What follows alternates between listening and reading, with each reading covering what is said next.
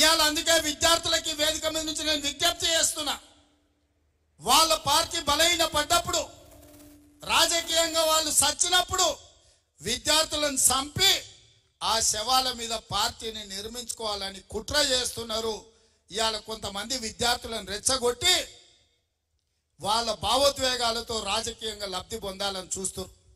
అందుకే ఇక్కడున్న మా సోదరులకు గ్రామాన్ని చెప్పండి, వాళ్ళ తల్లిదండ్రులకు చెప్పండి, మీ కోచింగ్ సెంటర్లలో వేల రూపాయలు ఫీజులు కట్టాల్సిన పని లేకుండా ఎంబడే పరీక్షలు పెట్టి ఫలితాలు ఇచ్చి మీ పిల్లలకు ఉద్యోగాలు ఇస్తాము. ఒకవేళ పరీక్ష రాసి ఉద్యోగం రాకపోతే ఇంకే ప్రైవేటుల్లోనైనా వాళ్ళు ఉద్యోగం చేసుకోవడానికి అవకాశం ఉంటుంది.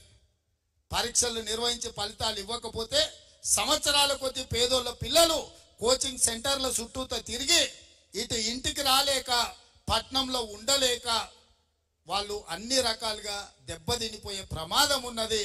ప్రతి గ్రామంలో మా కార్యకర్తలు అందరూ కూడా చెప్పాలి.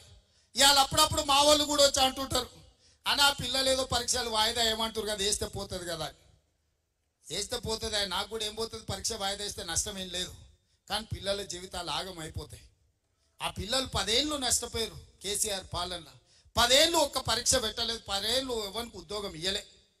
ఇవాళ నేను అవన్నీ చూసి వచ్చినాను కాబట్టి పిల్లలకు సరైన సమయంలో పరీక్షలు పెట్టాలని అనుకుంటున్నాను. అవి వాయిదా వేయడానికి ఒక పక్కన టీఆర్ఎస్ కొంతమంది కోచింగ్ సెంటర్ల ఓనర్లు కుట్రలు చేస్తున్నారు. ఇవన్నీ కూడా ప్రజలకు వివరించాల్సిన బాధ్యత మీ అందరి మీద ఉన్నది. పరీక్షలు వాయిదా వేస్తే కాంగ్రెస్కి వచ్చే నష్టం లేదు, మీ సోదరుడిగా నాకు పోయే కష్టమేం లేదు. కానీ లక్షలాది మంది నిరుద్యోగ యువకుల జీవితాలు ఆగమైతాయి. ఇవాళ వాళ్ళని రెచ్చగొట్టి రాజకీయ లబ్ధి పొందాలని ఇవాళ బీఆర్ఎస్ నాయకులు ప్రయత్నం చేస్తున్నారు.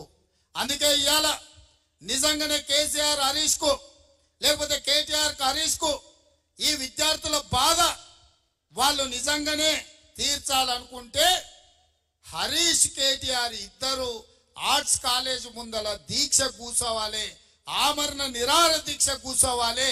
ఈ పరీక్షలు వాయిదా పడే వరకు మంది పిల్లలు ఎవ్వరు కూర్చోవద్దు.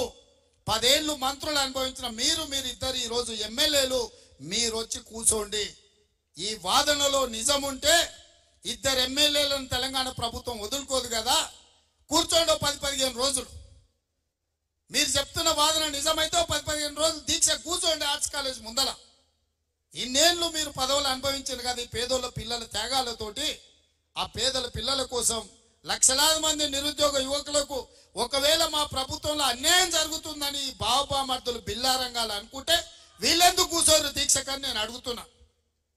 గ్రామాలలో మీరు నిలదీయండి, మన చెప్పండి, మనం కాదురా ప్రాణాలు ఇచ్చేది, ఇప్పుడు వాళ్ళని కూర్చోబెట్టారు, కూర్చోబెట్టారు కట్టేయమని చెప్పారు ఆర్ట్స్ కాలేజ్ ముందల. అప్పుడు తెలుస్తుంది. అందుకే మిత్రులారా, నా సూచన ఒక్కటే, ఈ ప్రభుత్వం వచ్చింది, ఈ ప్రభుత్వం ఆడబిడ్డలకు ఆర్టీసీ బస్సు ఉచితంగా ఇచ్చింది, ఈ ప్రభుత్వం 500 రూపాయలకే సిలిండర్ ఇచ్చింది.